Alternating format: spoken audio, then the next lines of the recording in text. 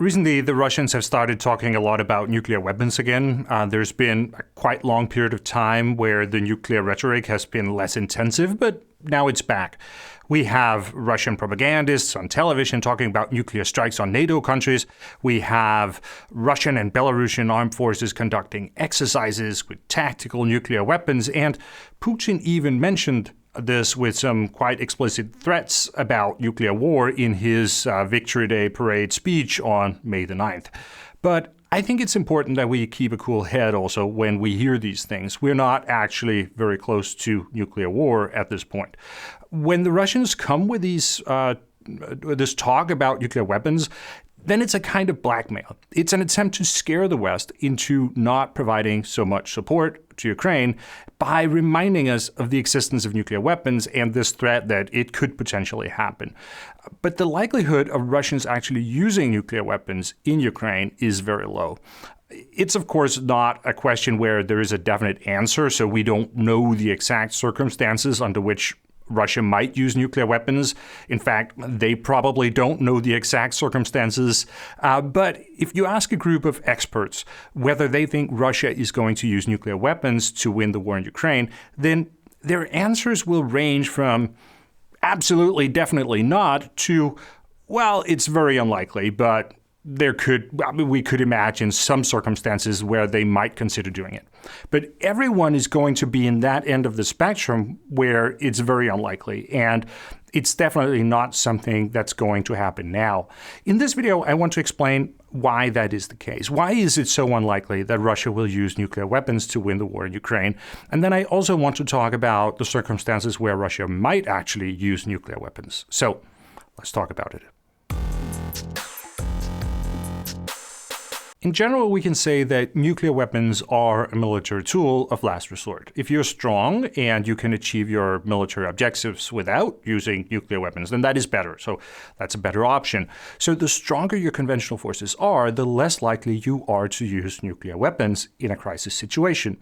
And conversely, the weaker your conventional forces are, the more you will rely on the nuclear deterrent. So when Russia starts talking about nuclear weapons, then we can see that as a sign of weakness, or as a sign that they're less confident about the strength of their conventional forces, so they feel a need to rely more on nuclear deterrence. When Russia has started talking now about nuclear weapons more in relation to the war in Ukraine, then that shows that they are feeling less confident about how the war is going. A lot of that has to do with the fact that the American assistance package to Ukraine has now been approved, so American weapons are again flowing into Ukraine. And some of it also has to do with some of the statements from European governments about supporting Ukraine, especially the statement from President Macron about not ruling out the possibility that maybe we can see French soldiers on Ukrainian territory, and also the British statement that Ukraine is now free to use British weapons inside of Russia if they want to. So these are things that make the Russians concerned because they indicate that the Western support for Ukraine is actually intensifying, but it's happening at a time when the Russians thought that the Western support was in decline. So suddenly it raises some question marks about the Russian strategy and whether they can actually achieve their military goals with the resources that they have allocated for this special military operation. So they want to see if they can change the trajectory of this by sort of influencing the Western discourse about the conflict. And that's why they start talking about nuclear weapons at this point.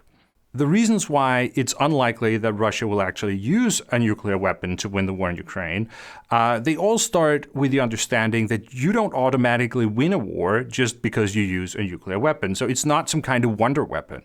So when you run through the scenarios, then you have to all the time ask yourself the question, so Russia uses a nuclear weapon, and then what?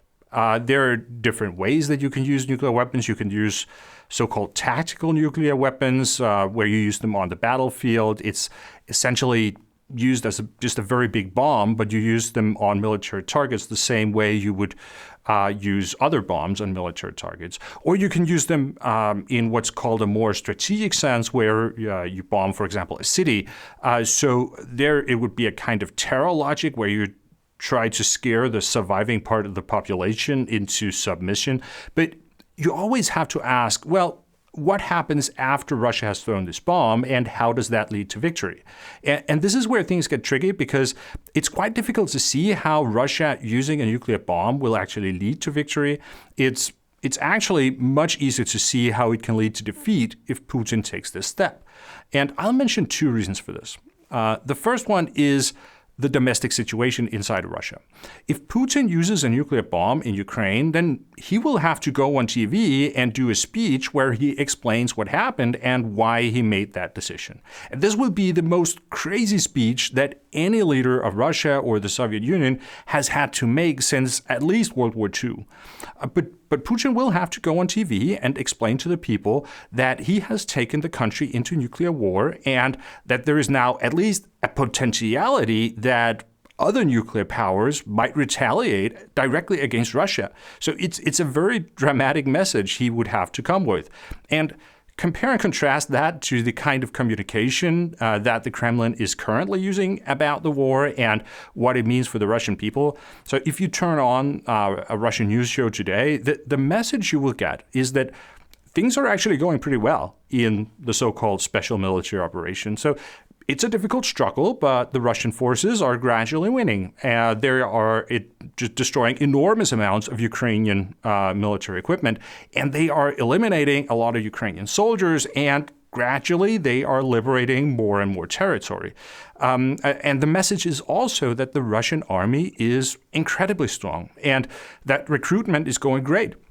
So Russia is not at all in a situation where they need to take unpopular steps, such as having another wave of mobilization or deploying conscript soldiers to the fighting inside of Ukraine. So the message that Putin has to sell in this speech to the Russian people is that even though things were actually going pretty well and the Russian army was winning the war and it was unnecessary to take unpopular steps to increase the pool of manpower, then it was absolutely sensible and necessary to use nuclear weapons. It's not possible to make that argument, and the country would not be ready for this type of event. So it's impossible to predict exactly what would happen, how things would play out if Putin did that. But let's just put it that way. There is a high likelihood that this would be the last thing that Putin ever did as president of Russia. So there is a domestic regime security aspect to the question of nuclear weapons. It is unlikely that Putin will use nuclear weapons in Ukraine because it can threaten his own grasp on power in Russia. The other reason is about foreign politics and how other nuclear powers will react to Russia using nuclear weapons in Ukraine. The idea that Russia can use nuclear weapons to win the war in Ukraine assumes that other states are going to let Russia win if they use a nuclear bomb. So if, on the other hand, it actually drags more countries into the war, and this is the moment when we will see NATO forces engaging directly on Ukraine's side, then Russia won't have won the war. They will just have created more problems for themselves. And this is where we get into the problem of non-proliferation. The nuclear powers in the world, they generally have nuclear weapons so that they can balance against each other. So they have them because they see each other as potential enemies. But if there is one thing that all these countries that have nuclear weapons can agree about, then it is that they don't think other countries should go out and build nuclear weapons. So there are currently 9 nuclear powers in the world, and all of them would like to keep it that way. So the last thing they want is for other countries to also start building nuclear weapons. And that is why this idea of a normalization of the use of nuclear weapons is so dangerous. If the nuclear powers actually start using nuclear weapons against those countries that don't have nuclear weapons, and it becomes an accepted part of how wars are being fought, then a lot of countries around the world are going to look at that and say that we also need nuclear weapons because having our own bomb is the only way that we can deter our enemy from using their bomb. So if Russia uses nuclear weapons in Ukraine and it leads to a positive outcome for them, then there's going to be a whole range of countries that will start building nuclear bombs. So just to mention some of the most obvious countries that I think are going to go down this path, then I think countries like Japan, South Korea, Indonesia, Saudi Arabia, Poland, Germany, maybe Finland, like all these countries are likely to build nuclear weapons. So to avoid this non-proliferation nightmare that will happen if Russia uses nuclear weapons in Ukraine, then it will almost inevitably draw in the other existing nuclear powers more or less directly on the side of Ukraine, because the only way that they can avoid all these countries that they will start developing nuclear weapons is that if they make sure that Russia is punished for their actions and that it does not actually lead to victory for Russia. So we're going to see some nuclear powers like the United States, France, Britain, they will be doubling down on the aid to Ukraine, and probably they will be committing forces directly to the fight.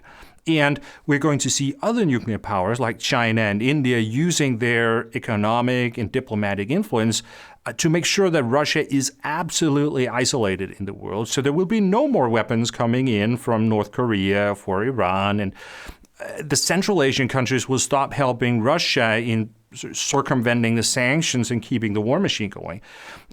This is not something that all these nuclear powers would want to do, of course, but it's something that they would have to do if they want to prevent the proliferation of nuclear weapons. So those are my top two explanations of why Russia will not be using nuclear weapons to win the war in Ukraine.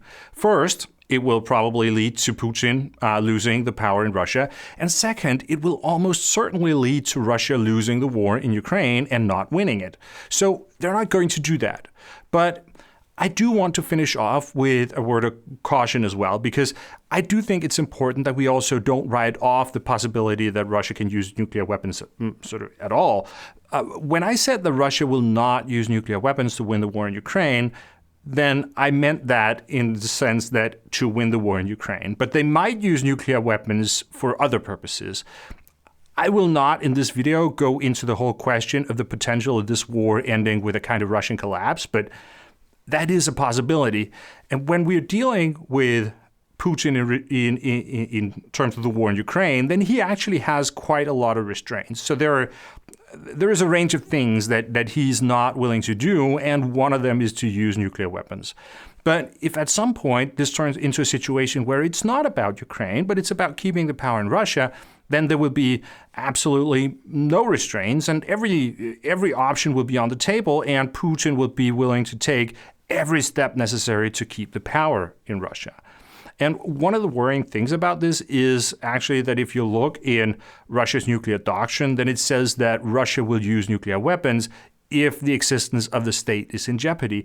But the problem is that Putin doesn't really distinguish a lot between himself and the state. So I think it's important that we assume that the wording in Russia's nuclear doctrine actually means that they might use nuclear weapons to save Putin personally. And I will not say that it's likely that they will do that, but it's still in the category of unlikely events. But I think it's important that we keep this possibility in mind when we talk about nuclear weapons and when we try to figure out in which situations we should be concerned about the possibility of things actually escalating to nuclear war and when it's just the Russians trying to intimidate us with nuclear talk. Because the Russians are not going to use nuclear weapons in an attempt to win the war in Ukraine. So when they talk about it in that context, then it's just something they do to try to scare us into not helping Ukraine as much as we otherwise would have done. Okay, I will end it here. If you found the video helpful or informative, then please give it a like. And also remember to subscribe to the channel and click the bell icon to receive notifications when I upload new videos. Thank you very much for watching, and I will see you again next time.